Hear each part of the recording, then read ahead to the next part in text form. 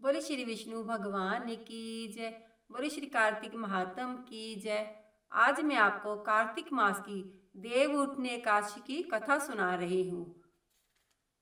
ब्रह्मा जी बोले, हे मुनि श्रेष्ठ, अब आप पापों को नष्ट करने वाले, पुण्य और मुक्ति को देने वाली प्रबोधनी एकादशी का महात्म्य सुनाइए। भागीरथी, गंगा तथा तीर्थ नदी, समुद्र आदि तभी तक फल देते हैं जब तक प्रबोधनी एकादशी नहीं आती। कार्तिक मास की शुक्ल पक्ष की प्रबोधनी एकादशी के व्रत का फल 1 सहस्त्र अश्वमेघ तथा 100 राजसूय यज्ञ के फल के बराबर होता है।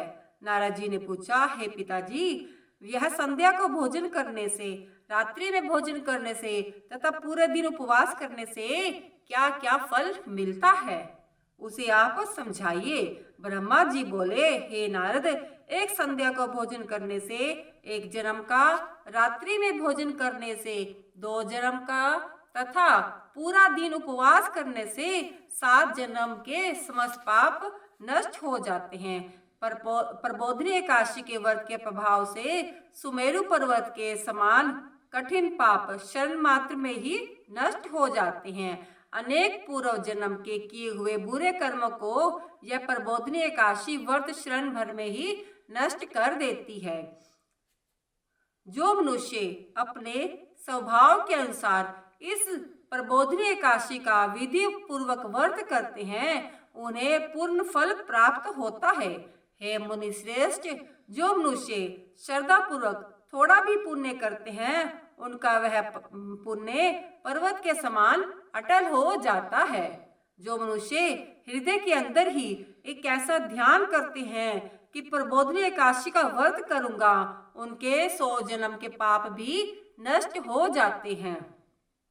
जो मनुष्य प्रबोधनी एकादशी के दिन रात्रि को जागरण करते हैं, उनकी बीती हुई तथा आने वाली 10,000 पीढ़ियां विष्णु लोक में वास करती हैं और नरक में अनेक दुखों को भोगते हुए पितृ विष्णु लोक में जाकर सुख भोगते हैं।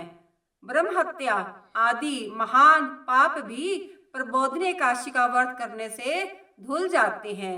एकादशी के दिन रात्रि को जागरण करने का फल अश्वमेघ आदि के यज्ञों के फल के बराबर होता है। समस्त तीर्थों में जाने तथा गो, स्वर्ण, भूमि आदि के दान का फल कार्तिक मास की शुक्ल पक्ष की प्रबोधनी एकादशी के रात्रि के जागरण के फल के बराबर होता है। इस संसार में जितने भी तीर्थ हैं तथा जितने भी तीर्थों की आशा की जा सकती है, वे सब एकादशी व्रत करने वाले के घर में रहते हैं। जो मनुष्य इस एकादशी के व्रत को करता है, वह योगी, तपस्वी तथा इंद्रियों को जीतने वाला होता है, क्योंकि यह एकादशी भगवान विष्णु को अत्यंत ही प्रिय है। इसके व्रत के प्रभाव से काम्बिक, वांछिक और मानसिक पाप भी नष्ट हो जाते हैं। इस एकादशी के दिन जो भगवान की प्राप्ति के लिए दान, तप, होम, यज्ञ आदि करते हैं, उन्हें अश्वमेव यज्ञ करने का पुण्य मिलता है।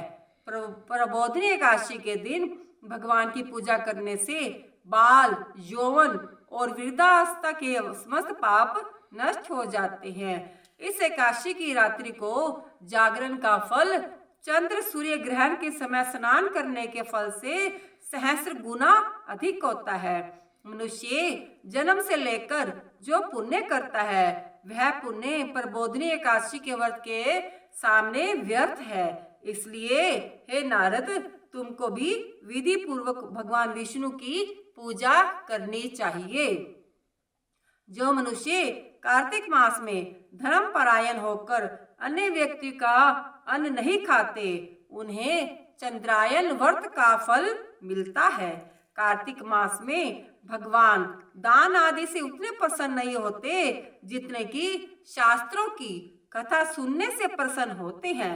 कार्तिक मास में जो मनुष्य भगवान की कथा को थोड़ा बहुत पढ़ते या सुनते हैं, उन्हें 100 गो के दान का फल मिलता है।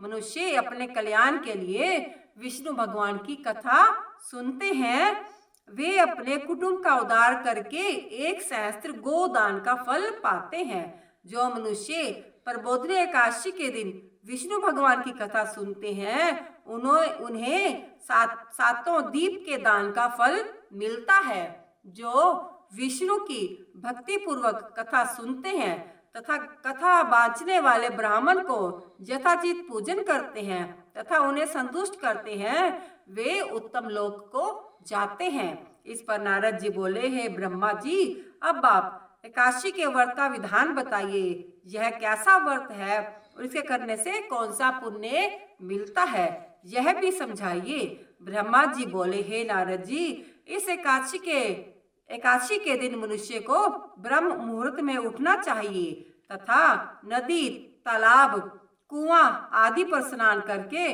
व्रत का नियम ग्रहण करना चाहिए।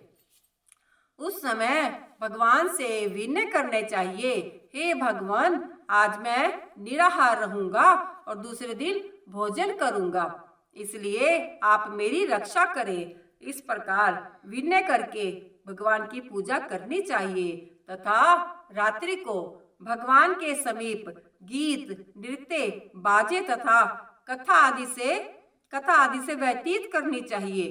प्रबोधिनी एकादशी के दिन कृपणता को त्याग कर बहुत से पुण्य फल अगर धूप आदि से भगवान की आराधना करनी चाहिए। शंख के जल से भगवान को अर्घ देना चाहिए। इसका समस्त तीर्थ दान आदि से करोड़ गुना फल मिलता है। जो मनुष्य पुण्य से भगवान की पूजा जो मनुष्य पुष्प से भगवान की पूजा करते हैं उनके सामने इंद्र भी हाथ जोड़ते हैं। कार्तिक मास में जो बिल्व पत्र से भगवान की पूजा करते हैं उन्हें अंत में मुक्ति मिलती है। कार्तिक मास में जो मनुष्य तुलसी जी से भगवान की पूजा करते हैं उनके 10,000 जन्म के समस्त पाप नष्ट हो जाते हैं। जो मनुष्य इस मास में श्री तुलसी जी के दर्शन करते हैं, छूते हैं और ध्यान करते हैं या रोपण अथवा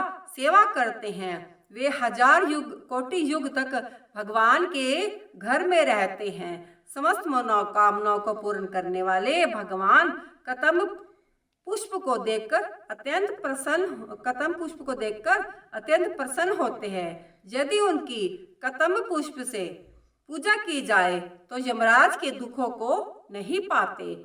जो गुलाब के पुष्प से भगवान की पूजा करते हैं उन्हें मुक्ति मिलती है। जो मनुष्य बकुल और अशोक के फूलों से भगवान की पूजा करते हैं वे अत्यंत काल तक शोक से रहित होते हैं। जो मनुष्य विष्णु भगवान की सफेद और लाल कनेर के फूलों से पूजा करते हैं उन पर भगवान अत्यंत प्रसन्न होते हैं। जो मनुष्य विष्णु भगवान की दुर्वा दल से पूजा करते हैं वे पूजा के फल से 100 गुना फल अधिक पाते हैं। जो भगवान की समीप पत्र से पूजा करते हैं वे भयानक यमराज के मार्ग को सरलता से पार कर जाते हैं। जो मनुष्य चंपक पुष्प से भगवान विष्णु की पूजा करते हैं वे आवागमन के चक्कर से छूट जाते हैं। जो मनुष्य स्वर्ण का बना हुआ केतकी पुष्प भगवान पर चढ़ाते हैं उनके करोड़ों जन्म के पाप नष्ट हो जाते हैं। जो मनुष्य भगवान के पीले और रक्त वर्ण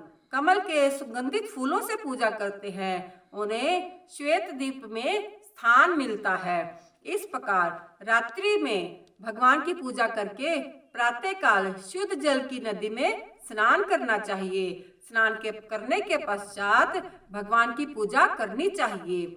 उसके बाद पूर्ति के लिए ब्राह्मणों को भोजन कराना चाहिए और दक्षिणा देकर मीठे वाक्यों द्वारा सभा करनी चाहिए। इसके उपरांत भोजन, गौ और दक्षिणा से गुरु की पूजा करनी चाहिए और ब्राह्मणों को बहुत सी दक्षिणा देकर नियम को छोड़ना चाहिए। ब्राह्मणों को यथाशक्ति दक्षिणा देनी चाहिए। जिन ब्राह्मणों को रात्रि में भोजन करावे उसे स्वर्ण सहित बैल दान करना चाहिए। जो मनुष्य यात्रा करते हैं उन्हें दही और शहद दान करना चाहिए। जो मनुष्य फल की आशा रखते हैं उन्हें फल का दान करना चाहिए। तेल की जगह घी और घी की जगह दूध और अन्नों में चावल का दान करना चाहिए। जो मनुष्य इस व्रत में भूमि शयन करते हैं उन्हें सब वस्तुओं सहित शैया दान करनी चाहिए। जो मौन धारण करते हैं उन्हें स्वर्ण सहित तिल दान करना चाहिए। जो मनुष्य बालों को धारण करते हैं उन्हें दर्पण दान करना चाहिए। जो मनुष्य कार्तिक मास में उपान्ह धारण नहीं करते उन्हें उपाहनह दान करना चाहिए। जो इस मास में नमक त्यागते हैं उन्हें शक्कर दान करनी चाहिए। जो मनुष्य नृत्यपति देव मंदिरों में दीप जलाते हैं उन्हें स्वर्ण या तांबे के दिए को घी तथा बत्ती सहित दान करना चाहिए। जो मनुष्य चातुर्मास्य व्रत में किसी वस्तु को त्याग देते हैं उन्हें उस दिन से पूर्ण ग्रहण कर लेना चाहिए। जो मनुष्य प्रबोधिनी एकादशी के दिन विधि पूर्वक व्रत करते हैं उन्हें अत्यंत सुख मिलता है और अंत में स्वर्ग को जाते हैं। जो मनुष्य चातुर्मास्य व्रत को बिना किसी विघ्न के पूरा कर लेते हैं उन्हें दोबारा जन्म नहीं मिलता। जिस मनुष्यों का व्रत खंडित हो जाता है वह नरक को जाते हैं। जो मनुष्य इस एकादशी के महात्म्य को सुनते व पढ़ते हैं उन्हें गोदान का फल प्राप्त होता है। बोले श्री विष्णु भगवान की जय। यह प्रबोधिनी एकादशी समाप्त।